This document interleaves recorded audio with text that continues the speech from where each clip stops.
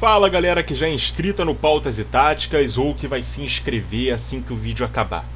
Eu demorei para vir falar alguma coisa sobre esse tema porque eu não quis parecer precipitado como muitos colegas infelizmente estão fazendo quando se comenta sobre esse assunto. E talvez seja pertinente minha opinião, uma vez que vocês sabem qual é o meu clube de coração e uma vez que o autor dessas denúncias seja o sócio majoritário do meu clube. Para quem está perdido no assunto, eu vou tentar ser breve nas minhas contextualizações.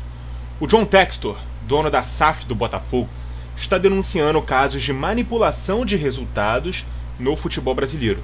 Ele cita jogos do Campeonato Nacional de 2022 e 2023 e diz ter provas de que existem árbitros e jogadores que teriam entrado em campo predispostos a fazer algum tipo de resultado acontecer. Vamos por partes. Primeiramente, eu acho que o Textor erra ao tornar tudo isso público e subiu o tom antes de apresentar tais provas. Isso criou uma imagem de que ele, como representante de um clube que perdeu o título brasileiro no ano passado da forma que foi, está apenas chorando, questionando os méritos de quem de fato venceu o campeonato. Inclusive ele diz, sem culpar a diretoria do Palmeiras, que o clube beneficiado com erros de arbitragem e comportamentos anormais de jogadores em partidas que envolviam direta ou indiretamente o próprio Palmeiras foi justamente o Alviverde Paulista. Nos dois últimos campeonatos, ele cita partidas contra Fortaleza em 22 e São Paulo em 23, ambos os jogos em que o Palmeiras venceu por goleada, e cita um relatório baseado em inteligência artificial que teria detectado padrões incomuns dos jogadores em lances capitais do jogo.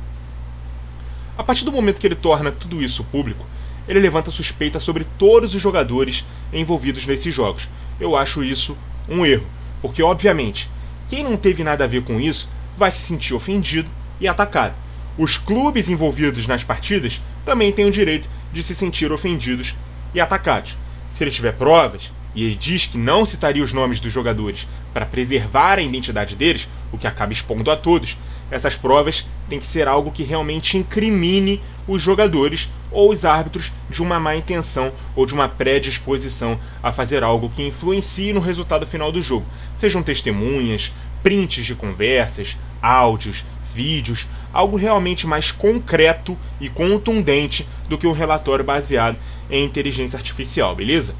Dito tudo isso, eu acho muito pouco inteligente e até improvável que o Textor tenha ido à imprensa, aberto a boca, sem ninguém perguntar, e dizer, eu tenho provas, sem que tenha as provas. Agora, não é para mim que ele tem que mostrar provas, não é para a imprensa que ele tem que apresentar as provas, não é para as diretorias dos clubes, não é para os torcedores, é para a justiça, é para os órgãos competentes que irão investigar o caso, e isso vai acontecer. Ele já participou, num primeiro momento, de uma CPI que irá investigar o que supostamente aconteceu. Um dos senadores responsáveis pelo caso, o ex-jornalista Jorge Cajuru, já foi a público dizer que o que ele tem de material já é mais do que suficiente para pelo menos se começar uma investigação, e o processo já está em andamento. O que muito me estranha é a certeza de muitos que o Textor não tem essas provas, quase que como uma torcida para que ele esteja blefando ou apenas tentando justificar para o torcedor do Botafogo a queda de desempenho e de resultados, direcionando a culpa para terceiros. Esse posicionamento, partindo do torcedor rival, do dirigente de clubes rivais, de jogadores que sabem que não se envolveram com isso, eu acho totalmente entendível. Mas da imprensa, eu acho muito lamentável, para dizer o mínimo. Eu acho que é consenso os problemas de arbitragem que ano após ano, para não dizer rodada após rodada, acontecem no futebol brasileiro. Toda semana tem um dirigente soltando nota ou se pronunciando em coletiva após jogo, repudiando a arbitragem, pedindo anulação de resultado e fazendo pressão para que o árbitro do próximo jogo da equipe que ele defende não o prejudique no jogo seguinte. Que na dúvida, o erro aconteça pró meu time numa próxima vez. E que mesmo que aconteça o erro de novo, se meu time ganhar, aí eu não reclamo. Então eu me questiono, a quem interessa melhorar e profissionalizar a arbitragem no Brasil? Será que interessa à imprensa, que tem em seus programas de debate e em suas transmissões ex-árbitros que também erravam muito, corroborando com os erros explícitos rodada após rodada? que dedicam um tempo enorme das suas grades para analisar lance a lance polêmicas de arbitragem, no lugar do debate pouco aprofundado sobre o jogo. A gente sabe que o que alimenta e preenche grades de programa esportivo na televisão são falas polêmicas, são entrevistas, é comportamento extracampo de jogador, é invasão de CT, é protesto de torcedor. Cada vez menos a gente vê na mídia convencional debates sobre o campo e bola. Parece que o torcedor médio ele não quer entender os porquês do jogo e de um resultado, das estratégias, das decisões que o técnico toma, e você na arquibancada ou no sofá com a cerveja na mão não entendeu ou questionou porque não eram as mesmas que você faria. O interessante é direcionar para o árbitro a culpa pelo seu ou o meu time terem perdido o jogo. Aí, diante desse cenário, alguém levanta suspeitas sobre a arbitragem que todo mundo acha falha.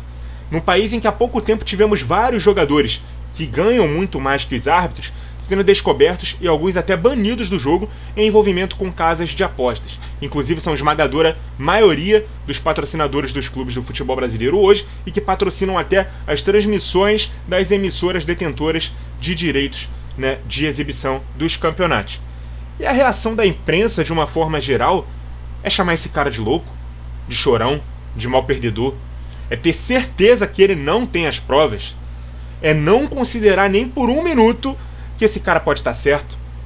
É não dar força para que pelo menos seja investigado, para que o futebol brasileiro seja mais limpo, mais justo, com um VAR mais claro, com uma arbitragem mais profissional.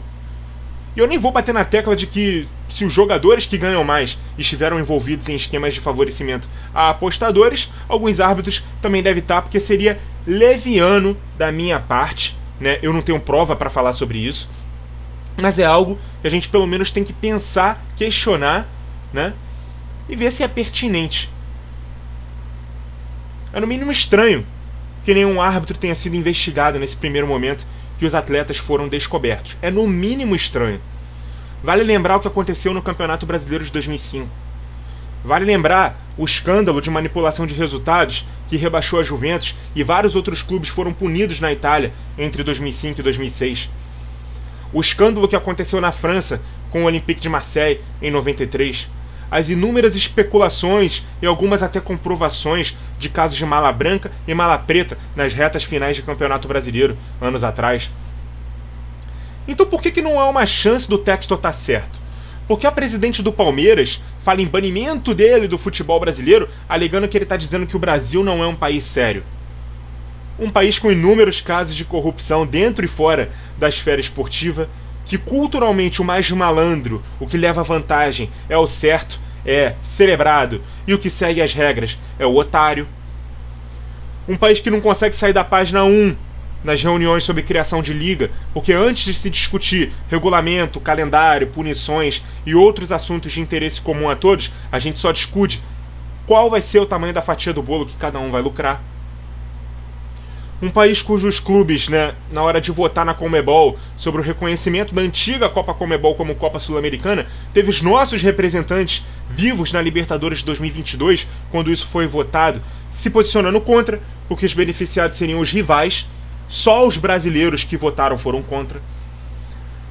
Um país que está vendo aí o povo gaúcho sofrer com as enchentes, pessoas morrendo, perdendo seus bens, perdendo casa, passando fome e sede, e ver a CBF adiar só os jogos dos clubes do Rio Grande do Sul e não paralisar o campeonato como um todo em solidariedade a esse povo e a esses clubes, porque senão perde visibilidade. Os contratos já fechados de exposição das marcas nos jogos.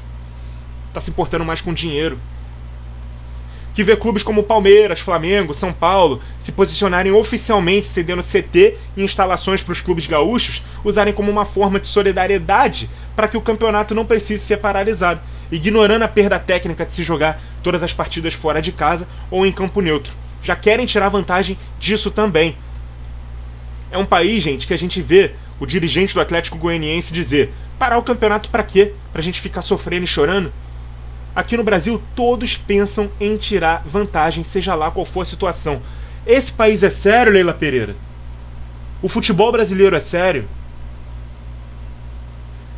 Aí agora, depois dessas denúncias do John Textor, a gente fala que a arbitragem tá errando porque tá entrando pressionada. Gente, todo ano, toda rodada, todo jogo a gente questiona a arbitragem nesse país. Na primeira rodada do campeonato desse ano, 3 árbitros foram afastados. A gente está vendo o árbitro FIFA trabalhando como 4º árbitro nesse Brasileirão. A gente viu a Associação Nacional dos Árbitros pedir banimento do árbitro do jogo Bahia 1, Grêmio 0, por interferência externa e tentativa de manipulação de resultado. Na nota, a ANAF ainda diz que o episódio coloca mais uma vez a arbitragem brasileira em xeque e ainda cita que esse caso nos estimula a acreditar que o Textor pode ter razão nas acusações que ele fez. E antes que me chamem de clubista, tá? No jogo Flamengo 0, Botafogo 2, o Luiz Henrique comemora o gol dele com uma máscara. Não pode, tá na regra. Deveria ter sido punido com cartão amarelo. E não foi. Ponto.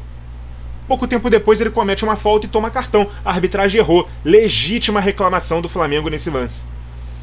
Mas aí no mesmo jogo, o Bruno Henrique vai aos microfones e reclama de uma falta, né, no lance do segundo gol, em que o Diego Hernandes teria feito a falta no Fabrício Bruno. E lembra que no jogo do segundo turno, entre Botafogo e Flamengo ano passado, no lance do gol que ele, Bruno Henrique, marcou, houve uma falta em cima do Tietê. Ele mesmo cita esse jogo chamando os lances de parecidos, mas ele diz: a gente não quer saber do ano passado, a gente quer saber do agora. Curiosamente, no ano passado ele faz o gol e comemora ironizando com o episódio do Chororô. E em lance parecido, ele vai ao microfone fazer o quê? Chorar, reclamar da arbitragem. Essa falta de critério, onde se for para me beneficiar tá certo e para me prejudicar tá errado, é o que me incomoda. É a opinião dos analistas de arbitragem que, quando analisam um lance em que a infração foi marcada num jogo e que a mesma infração não foi marcada no outro, dizem que a arbitragem acertou nos 2 lances. É isso que me incomoda. Então, galera, para resumir, tenham muito cuidado em afirmar ou opinar sobre coisas que a gente não sabe. Eu não estou aqui me posicionando a favor do texto ou dizendo que ele está certo ou que ele tem realmente as provas. Eu não tenho acesso ao que ele tem ou que ele não tem. Se ele tiver, vai expor as pessoas que agiram de má fé e elas vão ser devidamente punidas. Eu espero que isso sirva para que não aconteça mais, que sirva para que nossa arbitragem melhore, que sirva para que a gente gere mais punições para qualquer um que tente burlar o resultado de um jogo, seja árbitro, dirigente ou jogador.